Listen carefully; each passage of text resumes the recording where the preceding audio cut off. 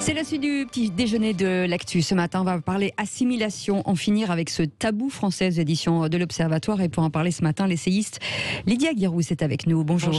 Bonjour Lydia Guirous. Alors, si tu es à Rome, vis comme les Romains. Vous reprenez cette maxime dans votre livre. Grosso modo, vous voulez dire, si tu es en France, vis comme les Français. C'est ça. Oui, c'est exactement ça. Si tu es à Rome, vis comme les Romains. Et la citation se poursuit en disant, si tu es ailleurs, vis comme on y vit. C'est un appel à s'adapter au pays dans lequel on vit. C'est un appel aussi, je trouve, à l'assimilation, parce que l'intégration est un échec. Depuis 30 ans, on le dit. Et depuis 30 ans, on poursuit avec l'intégration, voire l'intégration inclusive, alors que ça nous mène dans le mur de la désintégration de la société. Et pour les auditeurs, alors est-ce qu'on peut préciser quelle différence, vous voyez, quelle distinction vous entre l'intégration et l'assimilation ? L'intégration...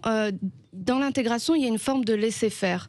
Les personnes arrivent en France, on ne leur dit pas, ou dans un autre pays, quel est le cadre dans lequel ils doivent s'adapter. On n'exige pas d'eux qu'ils connaissent la langue, alors que c'est quand même par la langue qu'on arrive à s'intégrer dans un pays et à y vivre. On n'exige pas qu'ils connaissent les héros, l'histoire du pays, qu'ils prennent un peu la chair de ce pays. Et il y a un laisser-faire dans les coutumes, dans l'espace public, et finalement ça nous a ramené à une espèce de délitement et à ce séparatisme. L'intégration a amené au séparatisme, puisqu'on a laissé faire des choses qui ont crispé la société, et on a laissé des personnes vivre entre eux comme ils vivaient là-bas. L'assimilation est une exigence. Vous êtes d'origine algérienne, oui. Lydia Guirous. Vous avez vu qu'à un moment donné, les choses avançaient quand même, non ? Dans les années 70, oui, 80... C'est ce que je dis dans le livre, que ce soit pour d'autres populations qui sont arrivées avant, les Polonais, les Italiens, l'assimilation était exigée et a été extrêmement difficile. Ils ont aussi vécu dans des bidonvilles, dans des ghettos, ils ont été discriminés, ils ont connu la misère, ils ont connu le racisme, mais ils se sont assimilés et ils sont devenus pleinement français. Dans les années 80, juste après le regroupement familial, je considère que le regroupement familial, pour les enfants, un homme seul, mon grand-père travaillait seul en France, il a fait venir son épouse, ses enfants, je trouve que c'est quelque chose qui est de l'ordre de l'humanisme. On ne peut pas laisser des hommes seuls pendant 30-40 ans et leur famille de l'autre côté de la Méditerranée. Pour la famille directe, c'est très bien, mais il aurait fallu maintenir cette exigence d'assimilation. Or, c'est à ce moment-là qu'on a lâché et qu'on a fait l'intégration, et on n'a pas permis à ces jeunes, à ces enfants qui étaient nés en France, d'être pleinement français en exigeant d'eux qu'ils se comportent comme des Français. Mais qui est responsable là ? Eh bien, il y a l'État qui est responsable, et il y a aussi des populations qui ont grandi dans des quartiers qui sont totalement communautarisés, où en fait la France est quelque chose d'assez lointain finalement. Quand vous arrivez en France aujourd'hui à Saint-Denis ou dans un certain quartier, je sais pas, par exemple de Trappes, puisque c'est dans l'actualité, ou en Belgique, j'ai fait un entretien pour un quotidien belge à Molenbeek, la référence c'est ni la France ni la Belgique, c'est finalement l'autre côté de la Méditerranée, c'est plus le Maghreb ou l'Afrique que la France et la Belgique. Donc les personnes s'intègrent, voire pour ceux qui sont déjà là, doivent s'intégrer à une autre culture, à la culture de leur quartier, plutôt qu'à la culture française. Et par l'assimilation, puisque l'intégration est un échec, nous réussirons à refaire, comme je dis dans le livre, des Français de cœur et d'âme, de personnes qui sont français par le hasard de la géographie, et certains disent français de papier. Et je crois que c'est vraiment l'enjeu de la décennie à venir, notamment chez les jeunes qui sont de plus en plus radicalisés et dans un rejet de plus en plus frontal et violent des lois de la République. Mais vous dites dans votre livre que la tolérance française passe pour une faiblesse, alors que ça devrait passer pour une chance, non ? Évidemment, oui, c'est ce que je dis dans ces cultures-là. Mais pourquoi une faiblesse en fait ? Eh bien parce que, en fait, la tolérance a été dévoyée. On tolère tout et on tolère surtout n'importe quoi, et on tolère l'intolérable. Et du coup, cette tolérance est vue comme un appel en fait, on se soumet. On n'est pas dans la tolérance, on est dans la soumission à des revendications qui vont toujours de plus en plus loin. Et l'actualité nous le montre. Vous avez à chaque fois une polémique. En été, c'est la saison du burkini. En hiver, vous avez le voile ou je ne sais quelle autre revendication. Donc on met un genou à terre, en fait. On met toujours un genou à terre. Et moi, je refuse la société qui met un genou à terre. Notre histoire, on l'assume pleinement. Ses mauvais côtés comme ses bons côtés. Et j'en ai ras-le-bol au moment où vous avez tous ces indigénistes, ces déboulonneurs de statues qui n'ont pas un un centième n'ont pas apporté à la France un centième de ce que ces héros nationaux ont apporté à la France, veulent déboulonner ces statuts, veulent faire du révisionnisme. Et bien, moi je crois qu'aujourd'hui il faut se redresser. On ne peut pas prendre exemple sur ces personnes-là. C'est pour ça qu'ils veulent déboulonner certaines personnes qui ont contribué aux colonies ou autres, ou au racisme. L'histoire est l'histoire. Personne ne vous dira que l'esclavagisme est une bonne chose. C'est vraiment une chose ignoble. C'est un crime contre l'humanité. Personne ne vous dira que la colonisation était quelque chose de fantastique, mais en même temps, comme je le dis dans le livre, c'était une guerre et le plus fort a gagné. Si l'Algérie avait pu gagner contre la France, elle aurait gagné, elle aurait colonisé la France. Bon, voilà, c'est l'histoire, ça reste derrière nous. Maintenant, on regarde droit devant nous. Et aujourd'hui, l'objectif, c'est de faire un pays où on vive véritablement ensemble, dans l'unité, et ça ne passera que par l'assimilation. Et je crois qu'aujourd'hui, au moment où vous avez des revendications identitaires très importantes, et vous avez ces dégénérés de racialistes, indigénistes qui veulent... Dégénérés, vous dites? Ah oui, complètement. Qui veulent déboulonner les statuts, faire du révisionnisme avec des théories qui sont importées des États-Unis, alors que nous n'avons pas la même histoire que celle des Américains. Et nous sommes heureux quand même en France de ne pas avoir des conflits raciaux. En France, nous voyons des citoyens, pas des personnes en fonction... C'est des obsédés de la couleur de peau. Ils dénoncent le racisme, mais ils sont obsédés par la race et la couleur de peau des personnes. Eh bien, je crois qu'à ce moment-là, ils peuvent être obsédés aussi par du racisme. Il y a du racisme aussi en France. Moi, je mettrais en fait à leur place. Je ne vous dis pas le contraire. Le racisme existe, évidemment. Je vous dirais même que la nature humaine a aussi sa part de médiocrité et fait qu'elle rejette celui qu'elle ne connaît pas parfois. Mais il n'y a pas de racisme d'État. En France, on n'a pas une vision racialiste. On ne regarde pas les personnes en fonction de leur statut social, de leur race. Je n'aime pas ce terme, de leur origine ethnique ou de leur religion. On regarde les citoyens. C'est une république une et indivisible. C'est comme ça que la France s'est construite. Ce n'est pas comme aux États-Unis. Et je ne veux pas qu'on importe toutes les névroses américaines en France. Et c'est pour ça qu'il faut redresser notre pays en refaisant de l'assimilation. L'assimilation est une chance. Eh bien, on en reparlera tout à l'heure, dans quelques instants, juste après une petite pause de pub. On vous appelle, 0826 300 300. Vous voulez poser des questions à Lydia Guirousse. Bah oui, par où ça passe justement? Est-ce que c'est par l'école? Que faire du voile? Est-ce qu'il faut l'interdire véritablement ou pas dans l'espace public sans trembler? Mais l'espace public, mais après, dans les quartiers, etc., en ville... C'est l'espace public, il n'y a pas de terrain Mais écoutez, les quartiers, c'est les quartiers de la France et il n'y a pas de terrain que l'on doit céder à une quelconque minorité. La loi, elle s'applique partout. Il n'y a pas de territoire de non-droit, en fait. Il n'y a pas de territoire de non-droit, il y a des territoires à reconquérir. En tout cas, ça s'appelle l'assimilation. On finira avec ce tabou français aux éditions de l'Observatoire. Tout de suite, on revient dans un instant.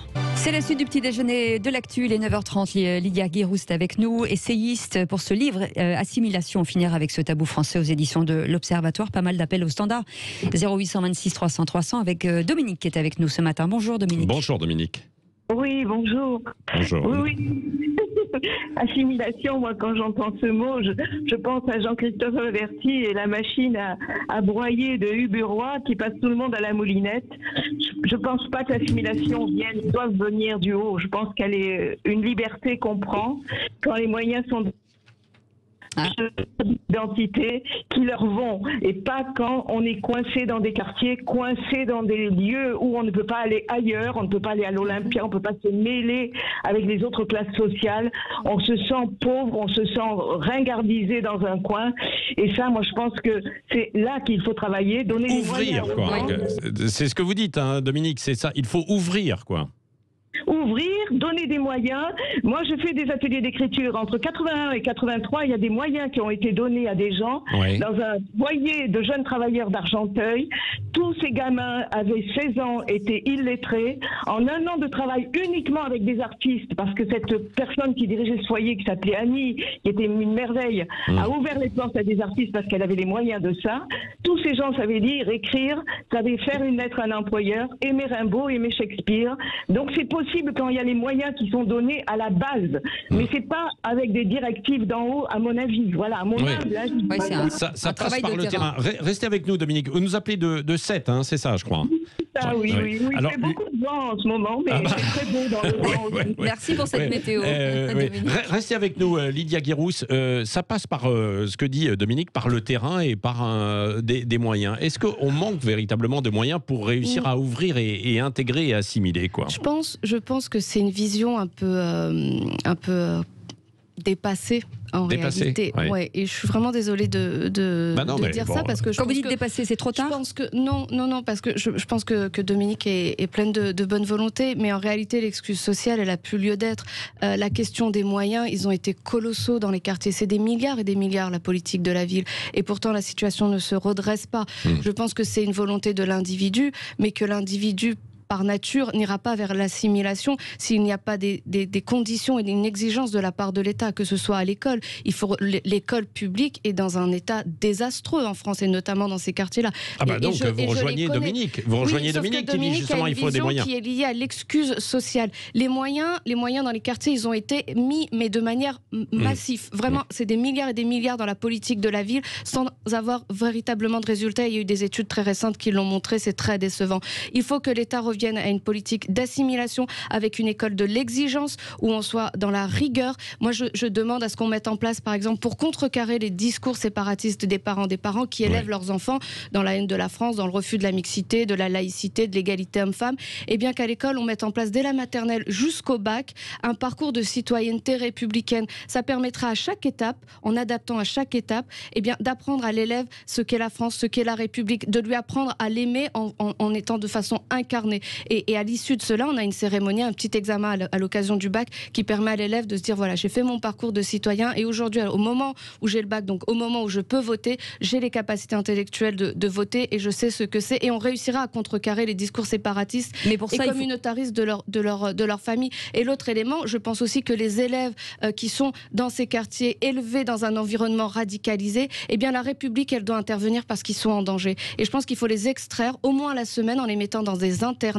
où ils auront les conditions pour pouvoir travailler sereinement et où ils ne seront plus uniquement avec un discours radicalisé, un discours de rejet de la France. Et là, on réussira à faire de la génération qui est une génération qui est en train de grandir. Mais ça va très loin dans ce que vous dites, parce que c'est retirer quand même les enfants à leurs parents. On ne les retire pas à leurs parents, on leur permet la semaine à l'internat. L'internat est une chance. On leur permet la semaine d'avoir déjà des conditions de travail, parce que souvent ils sont dans de petits appartements, des conditions de travail qui sont de bonnes conditions de travail. L'internat, c'est pas l'internat des années 30 où ils vont se faire fouetter. Il faut quand même remettre les choses à leur place. Des bonnes conditions de travail et puis des discours au moment où ils sont élevés dans des environnements radicalisés, des discours qui ne sont pas ceux de leur environnement et permettre de construire des citoyens qui seront dans la nation et pas à côté et contre la nation. Oui, mais alors là, même chose, comme je rejoins encore Dominique, parce qu'il faut des moyens. Si on veut construire des internats pour recevoir... Est-ce qu'on a suffisamment d'internats pour pouvoir accueillir en fait ces jeunes et quel est le pourcentage et d'ailleurs le nombre de jeunes concernés potentiellement? Je pense qu'il en va de l'avenir de notre pays en réalité. Si on ne fait pas cela, vous savez... Mais ça veut dire qu'il faut l'imposer ou c'est le volontariat ? Je pense que non, ça ne sera pas le volontariat. Vous savez, si vous êtes dans une famille radicalisée où on vous dit pas d'hommage à Samuel Paty, vous n'écoutez pas votre professeur, vous n'allez pas à la piscine, vous ne donnez pas la main à une petite fille et à 6 ans vous êtes voilé, il n'y aura pas de volontariat de la part des parents. Je pense que si les professeurs voient qu'il y a ce type de comportement, il faut les signaler et une enquête doit être mise en place et ensuite mettre en internat ces élèves. Je crois que c'est vraiment très important parce que vous allez avoir une génération qui va grandir. L'étude de l'Institut Montaigne avait dit qu'il y avait une vingtaine de jeunes qui étaient pour les lois de la charia plutôt que les lois de la République. Plus récemment, vous avez une étude du comité laïcité République qui a été faite, qui était alarmante. Je crois qu'il parlait de 57% des jeunes qui se disaient de confession musulmane, qui préféraient les lois de la charia et rejetaient les lois de la République. Cette génération-là va avoir des enfants dans quelques années. Vous imaginez dans quelles conditions ils vont les élever? Donc il faut agir dès maintenant et être dans la rigueur. Ils rejettent l'intégration, nous devons affirmer l'assimilation et exiger l'assimilation. Et je crois que ce que Dominique dit, c'était bon dans les années 80, avec une génération qui a fait la marche pour l'égalité, qui a été détournée en marche des beurs de manière scandaleuse. Non, mais peut-être que... mais aujourd'hui, on n'est plus dans cette démarche. À l'époque, ils marchaient pour la dignité, pour l'égalité. Aujourd'hui, ils font des marches contre l'islamophobie et qui est une marche de rejet de la France. Oui. Dominique, êtes-vous toujours avec nous au 0826 300 300? Oui, Dominique. Avec grand plaisir, d'autant plus que j'ai lu le livre de Lydia Guérouz et que donc je suis la critique générationnelle, elle est quand même pas très juste parce que je viens d'intervenir dans un lycée professionnel à hier où je suis la dernière personne qui amène autre chose dans ce lycée, puisque je travaille sur l'écriture, et tous les budgets dédiés aux entrées, à des artistes, à des danseurs, au théâtre, à l'écriture, sont bloqués à partir de cette année. Donc c'est tout à fait actuel ce que je dis. Ce n'est pas du tout de la réminiscence des années 80. Et moi, je ne suis pas du tout, je n'ai pas fait la marche des beurs, je ne suis pas du tout ça, dans je sais pas ce que c'est voilà. Pas ce que je disais, Dominique.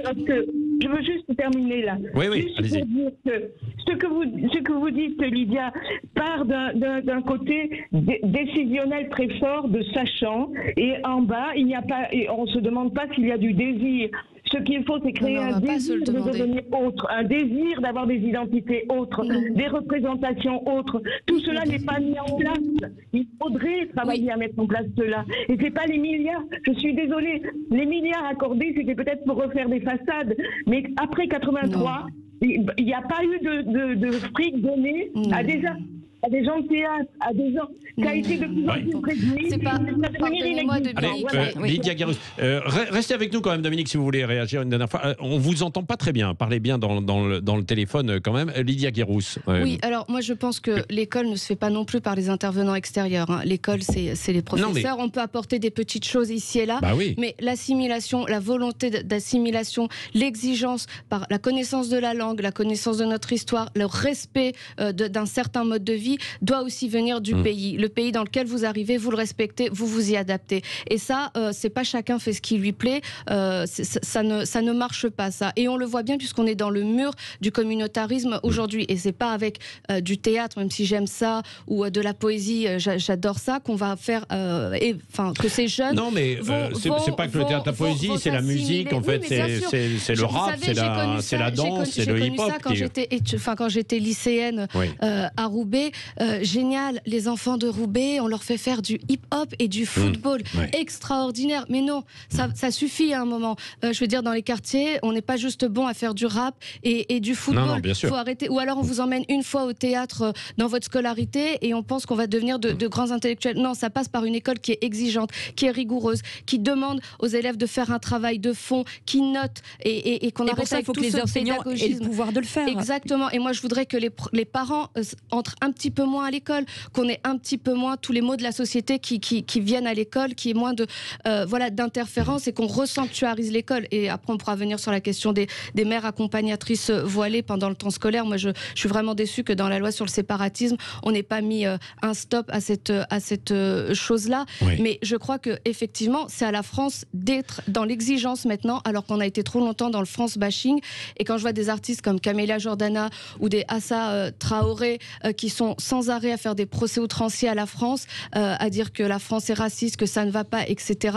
Moi, je voudrais qu'on dise maintenant merci à la France. Je voudrais qu'on aime la France. Je voudrais qu'on soit fiers d'être français. Et je crois que c'est ça qu'il faut retrouver. Il faut arrêter avec les discours qui sont pleins de victimisation et plein d'excuses sociales.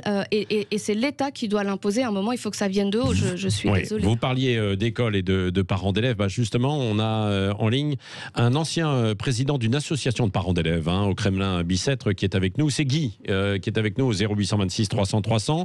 Bonjour Guy. Bonjour mesdames, bonjour messieurs. Bonjour, Guy. Alors, vous avez entendu Lydia Guéroust, est-ce que vous êtes d'accord avec elle? Oui, alors je suis entièrement d'accord avec ces dames. Cependant, le problème est oui, Dominique, oui, bien sûr. Le problème est bien plus grave, bien plus haut. Oui. Pourquoi est-ce qu'il n'y a pas d'intégration? Parce qu'il n'y a pas de travail. Et ça ne pénalise pas uniquement les personnes émigrées, ça pénalise aussi ces familles françaises qui sont au chômage et qui côtoient cette intégration et qui sont tirées vers le bas. Je vais faire une petite historique de la France très rapide depuis un siècle. Oh là là, attendez. Non, ça va être rapide. On n'est pas là jusqu'à 23h. On non, mais je plaisante. Tout à fait, mais c'est pour vous prouver qu'à chaque fois, la France a pu intégrer toutes les nationalités qui sont venues, que ce soit les Polonais, que ce soit les Italiens, les Espagnols. 500 000 Espagnols, juste avant la Deuxième Guerre mondiale, 500 000 000 Espagnols qui ont quitté l'Espagne à cause de Franco en France. Nous avons intégré aussi, quand bien même cette intégration a été dure aussi pour ces personnes immigrées. Mais à chaque fois, nous avons intégré. Pourquoi? Parce qu'il y avait du travail. Nous sommes dans une période de laxisme depuis 50 ans. Nos différents présidents n'ont pas mis en place ce qu'il fallait mettre en place. Depuis 68, et en plus, il est interdit d'interdire. Donc c'est le laxisme le plus complet. Ils ne se sont pas préoccupés surtout de la disparition de ces entreprises qui ont quitté la France et qui n'ont plus offert de travail, qui sont allés faire travailler les gens d'Asie ou autres pour ensuite ramener le produit pour le faire acheter à des gens qui ne faisaient pas travailler. Donc quand vous n'avez pas de travail, les gens ne sont pas préoccupés par leur travail et bien évidemment ils se tournent vers la morosité. C'est le travail. Donc c'est à l'échelon national, à l'échelon travail pour tout le monde. Voilà, ça c'est la seule façon que l'on puisse pour pouvoir résoudre ce problème. Oui. Et automatiquement, les gens qui travaillent, qui sont mélangés dans le travail, ils s'intègrent. Ensuite, on peut peaufiner la chose en donnant des cours, en permettant. Et puis surtout, ce qu'il faut, c'est mettre de la discipline. Ça, je n'accepte pas que des enfants fassent des gestes obscènes aux professeurs, des insultes, etc., etc. De la discipline. C'est un pays qui est indiscipliné. On l'a vu, on le voit bien, dès qu'il y a quelque chose qui ne va pas, plutôt que de se mettre sur une table, devant une table et de discuter, c'est tout de suite des grandes manifestations et de la casse. Ça va pas du tout. Bon, Lydia va vous répondre. Guy. Donc, Guy, alors, vous dites que ça passe, cette intégration, cette assimilation, par du travail et grosso modo des perspectives, quoi, aussi. C'est vrai que s'il n'y a pas trop de perspectives, Lydia Guirousse. Restez avec nous, Guy. Alors, par le travail, oui, bien sûr, mais pas seulement. Vous avez quand même des gens qui ont un travail, qui ont de belles situations, qui sont pourtant radicalisés. C'est quand même un élément qu'il faut prendre en compte. Je rappelle aussi que ça, c'est autre chose, donc c'est la culture, quoi, en quelque sorte. Donc ça ne peut pas être que le travail ou l'excuse sociale ou économique.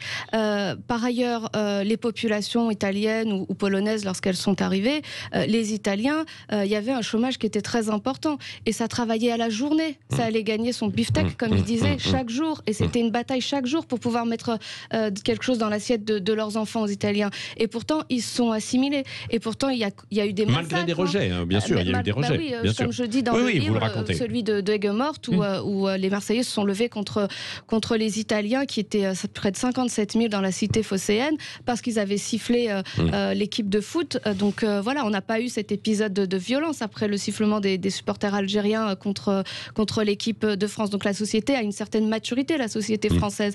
Donc je pense qu'effectivement, s'il y avait du travail, ça se passerait beaucoup mieux. Mais c'est trop simple. Et même ceux qui sont aujourd'hui dans le rejet de la France et qui refusent l'intégration, qui veulent construire une contre-société, eh bien, ils ont pourtant du travail. Je ne crois pas que ce soit ça. Moi, je crois que c'est quelque chose qui est un travail de fond, qui passe par l'école, qui passe aussi par l'autorité et la fin d'une culture du laisser-faire, du laisser-aller et d'un laxisme généralisé. Il faut une reprise en main, il faut un sursaut d'urgence pour que demain, en France, ça ressemble encore à la France. Ouais, c'est ça. Allez, on va poursuivre avec vous, Lydia Guirousse. Assimilation, en finir avec ce tabou français. Nous aborderons justement ce que vous avez évoqué à l'instant, c'est-à-dire l'éducation, la reprise en main peut-être aussi d'associations, d'écoles coraniques, de mosquées salafistes. On arrive à l'actualité avec le projet de loi confortant les principes républicains. Et puis, d'un autre côté, est-ce que ces territoires perdus de la République sont définitivement perdus ou il y a un moyen quand même de les raccrocher à la République? On va voir ça dans un instant ensemble. Et faut-il un prénom français? Voilà, on lui posera la question. On revient dans un instant, il est 9h45. C'est la suite du petit déjeuner de l'actu. Lydia Guirousse avec nous. Assimilation, en finir avec ce tabou français aux éditions de l'Observatoire. On parlerait de l'éducation il y a quelques instants. Oui, ça passe par l'éducation justement, Lydia Guirousse. Alors, et des moyens, à la limite parfois de l'état de droit, d'un état d'exception. C'est ce que nous disait Didier Lemaire, ce prof de Trappes qui était désespéré et qui veut quitter l'éducation nationale parce qu'il se sent lui-même en danger. Et puis, il sent qu'il n'y a plus de l'autre côté. Les élèves, finalement, ils l'écoutent, mais ils lui disent peu importe, peu importe, on va fonctionner avec d'autres lois, quoi, maintenant. Oui, moi, Didier Lemaire, je veux le saluer, je veux le remercier. Il est dans la droite ligne des hussards noirs de la République et j'aimerais qu'il y ait tellement d'autres professeurs comme ça. Mais je sais aussi à quel point c'est difficile et dangereux. Parce que vous avez des parents qui vont venir vous menacer. Certains professeurs ont été tabassés à la sortie des écoles. Donc, ils veulent pas se mettre non plus en danger physique. Ils ont aussi des familles. Mais il faut que l'école redevienne l'école des hussards noirs de la République, parce que c'est là où on assimile, c'est là où on fait des citoyens, c'est là où on fait des républicains. Et aujourd'hui, c'est un échec. Et donc, il faut une reprise en main absolue et totale. Et il faut une forme d'exigence et d'intransigeance, en fait. Et notamment, les parents ont une grande responsabilité et il ne faudra pas hésiter à leur rappeler leurs responsabilités et à sanctionner. Mais est-ce que l'État est lâche par rapport à ça ? Je crois qu'il y a une forme de peur. Je crois qu'au sein de l'éducation nationale, vous avez aussi certains professeurs qui ont longtemps refusé l'assimilation, qui ont beaucoup fait la promotion de la culture d'origine comme quelque chose de « oh, c'est exotique ». Non, mais c'est important. C'est important, mais l'assimilation, vous savez, ces détracteurs ont toujours dit que l'assimilation, c'était exiger que la personne soit une page blanche. Ouais. Mais vous, Lydia Guirousse, la culture d'origine, votre culture d'origine, vous y tenez, vous l'avez... Mais écoutez, est-ce que vous pensez qu'un homme ou une femme oubliera d'où il vient? Non. Aucun homme, aucune femme n'oublie d'où il vient. Je veux dire que ceux qui se sont assimilés, que ce soit les Italiens, ceux venus de l'Europe de l'Est, vous pensez vraiment qu'ils ont oublié, je cite par exemple Apollinaire ou Romain Gary, vous pensez que Romain Gary a oublié ses origines russes? Mais il y a une sphère publique, il y a une sphère privée, il y a l'intimité. Donc dans l'intimité, vous pouvez entretenir des éléments de votre culture d'origine. Mais dans la sphère publique, vous êtes dans la République et vous êtes français, vous vous comportez comme un Français, vous respectez la France et sa République, ses valeurs. Et je crois qu'aujourd'hui... Sauf que la religion est au-dessus pour certains donc de la République. Quoi. Oui, et bien cela, c'est là où ça... cela, il faudra être ferme, il faudra sanctionner et il faudra mettre des cadres clairs et arrêter de tout accepter au nom d'une soi-disant tolérance qui est en fait une simple lâcheté. Aujourd'hui, il faut...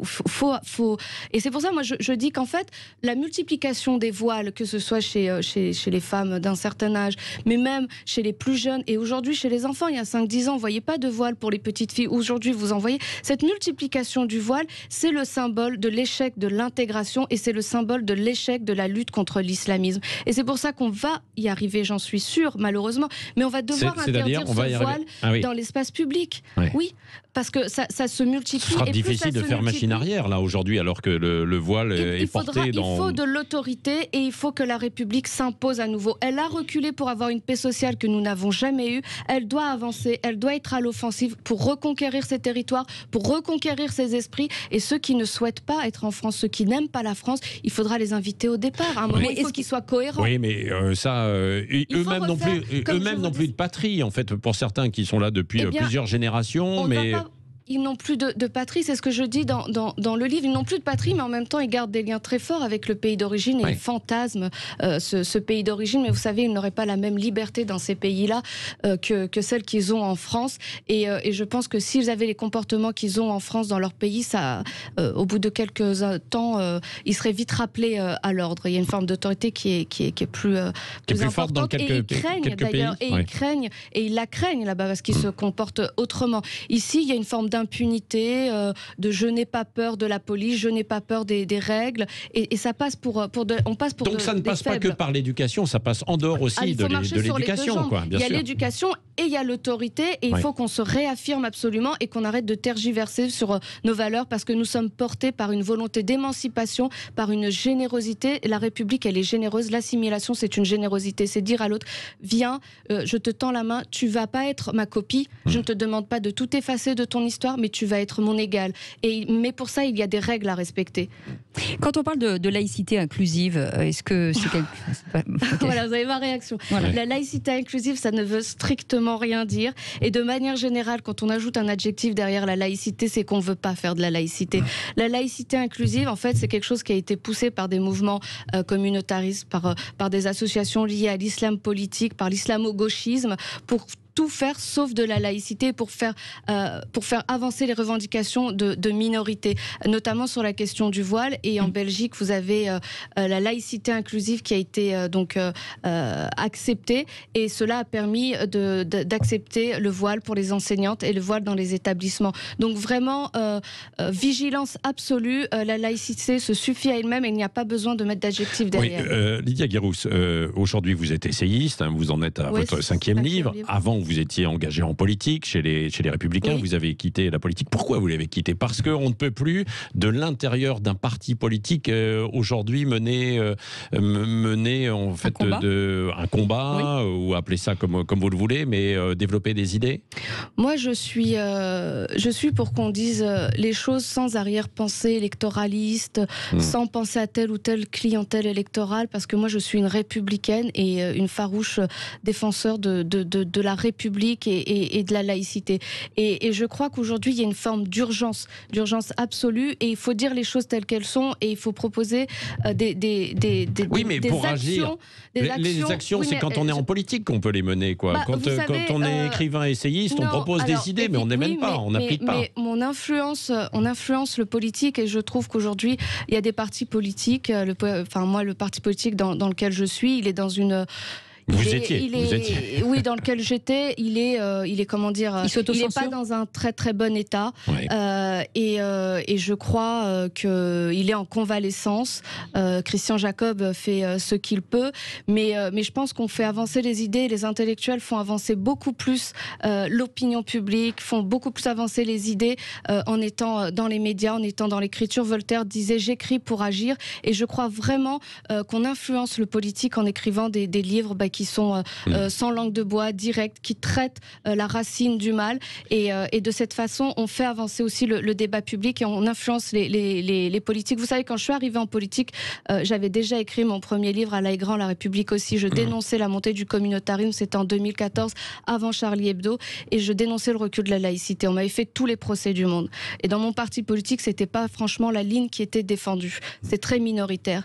Et bien quelques années plus tard, force est de constater que mes idées, celles que j'ai défendues, mais d'autres aussi, eh bien, elles font le débat public aujourd'hui, et elles sont quand même portées d'une certaine, pour beaucoup d'entre elles, dans le projet de loi qui a été débattu à l'Assemblée nationale. Ouais, le projet de loi confortant les principes républicains. On fait avancer aussi la politique, et on agit en écrivant, parfois plus efficacement qu'en étant en politique, parce qu'on est paralysé par des intérêts locaux. Ça veut dire que Gérald Darmanin est peut-être le seul, en tout cas ministre de l'Intérieur, qui affronte justement ce communautarisme.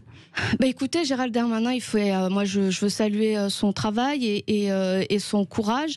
Il porte un projet de loi qui est important. Évidemment, moi je trouve qu'il y a certaines choses qui manquent, il y a des lacunes dans ce projet de loi. Mais si j'étais aujourd'hui députée, je le voterais, parce que ça va dans le bon sens, parce que c'est un pas en avant dans la lutte contre l'islamisme. Je pense qu'il faudra remonter au créneau pour le compléter. Je regrette par exemple qu'il y ait trop de dérogations pour la scolarisation obligatoire dès 3 ans. Je trouve que c'était une formidable avancée, c'était historique pour protéger les enfants.